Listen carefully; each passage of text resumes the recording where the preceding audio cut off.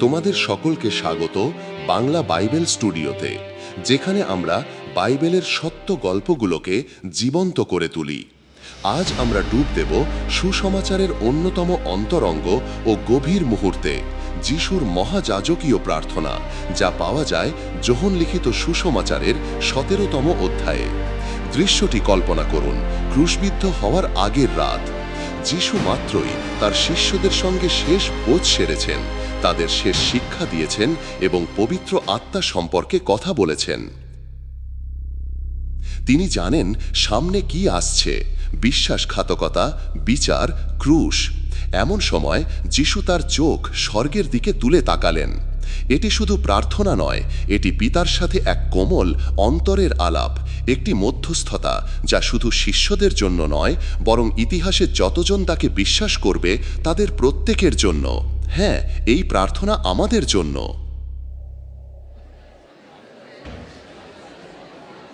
যিশু প্রথমে নিজের জন্য প্রার্থনা শুরু করেন। তিনি চোখ তুলে বলেন, পিতা, সময় এসে গেছে, তোমার পুত্রকে মহিমান্বিত করো, যেন তোমার পুত্র তোমাকে মহিমা দিতে পারে। মহিমান্বিত করা বলতে তিনি কি বোঝাচ্ছেন? এটি জাগতিক খ্যাতি বা ক্ষমতা নয়, এটি ঈশ্বরের নির্ধারিত উদ্দেশ্য পূরণ, তার পৃথিবীতে আসার লক্ষ্য সম্পূর্ণ করা। তাকে পিতা যে কাজ দিয়েছিলেন তা তিনি পূর্ণ করেছেন। তিনি ব্যাখ্যা করেন, অনন্ত জীবন কেবল চিরকাল বেঁচে থাকা নয়, বরং এর চেয়েও গভীর কিছু।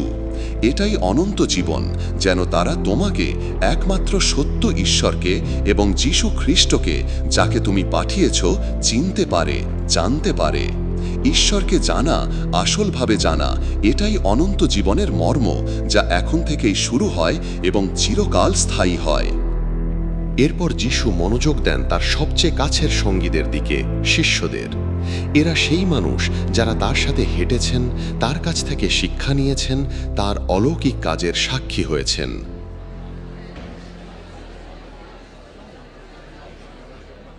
তিনি বলেন, আমি তোমার নাম প্রকাশ করেছি যাদেরকে তুমি আমার কাছে দিয়েছ। তিনি তাদের কাছে পিতার প্রকৃত স্বরূপ, তার প্রেম, তার ইচ্ছা প্রকাশ করেছেন। শিষ্যরা যিশুর বাক্য গ্রহণ করেছে এবং বিশ্বাস করেছে যে তিনি ঈশ্বরের কাছ থেকে এসেছেন। যিশু তাদের বিশেষ হিসাবে স্বীকার করেন, পিতার উপহার হিসাবে। এখন যিশু তাদের সুরক্ষার জন্য প্রার্থনা করেন। তিনি জানেন যে তারা এমন এক পৃথিবীতে যাচ্ছেন যা তাদের প্রতি শত্রুভাবাপন্ন হবে। তিনি পিতাকে অনুরোধ করেননি তাদের পৃথিবী থেকে তুলে নিতে, বরং তাদের মন্দের হাত থেকে রক্ষা করতে। এটি আমাদের জন্য গুরুত্বপূর্ণ। আমরা পৃথিবীতে আছি, কিন্তু পৃথিবীর নই। আমরা একটি ভগ্ন জগতে বাস করি, কিন্তু ঈশ্বরের উদ্দেশ্যে পৃথক হয়ে থাকতে ডাকা হয়েছে। তিনি প্রার্থনা করেন তাদের পবিত্র করার জন্য, যেন তারা পবিত্র হয়। কিন্তু কিভাবে? তাদের সত্যের দ্বারা পবিত্র করো, তোমার বাক্যই সত্য। ঈশ্বরের বাক্য, যিশুর শিক্ষা এবং ঈশ্বরের নিজস্ব চরিত্রই বিশ্বাসীদের পৃথক করে, তাদের খ্রিস্টের মতো করে গড়ে তোলে। যেমন পিতা যিশুকে জগতে পাঠিয়েছিলেন, তেমনি যিশুও তার শিষ্যদের আর আমাদেরও জগতে পাঠান তার কাজ চালিয়ে যাওয়ার জন্য। এরপর প্রার্থনা প্রসারিত হয় আমাদের দিকে। নিজের জন্য এবং তৎকালীন শিষ্যদের জন্য প্রার্থনার পর যিশু দৃষ্টি দেন ভবিষ্যতের সব বিশ্বাসীদের দিকে। আমি শুধু এদের জন্য প্রার্থনা করছি না, বরং যারা এদের বার্তার মাধ্যমে আমার ওপর বিশ্বাস করবে তাদের জন্যও প্রার্থনা করছি। এক মুহূর্ত ভেবে দেখুন, যিশু তার সবচেয়ে বড় যন্ত্রণার আগের রাতে আপনার জন্য প্রার্থনা করেছিলেন। তিনি আমাদের সবার জন্য প্রার্থনা করেছিলেন, যারা শতাব্দী পরে সুসমাচারের বার্তা শুনে তার ওপর বিশ্বাস স্থাপন করবে। আর তিনি কি জন্য প্রার্থনা করেন? ঐক্যের জন্য, যেন সবাই এক হয়, যেমন তুমি, পিতা, আমার মধ্যে আছো এবং আমি তোমার মধ্যে আছি, তেমনি তারা আমাদের মধ্যে থাকে, যাতে জগৎ বিশ্বাস করে যে তুমি আমাকে পাঠিয়েছ।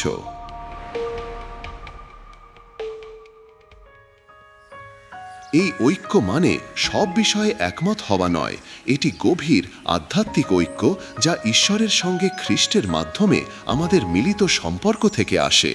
এটি সেই নিখুঁত ঐক্যের প্রতিফলন যা পিতা ও পুত্রের মধ্যে রয়েছে।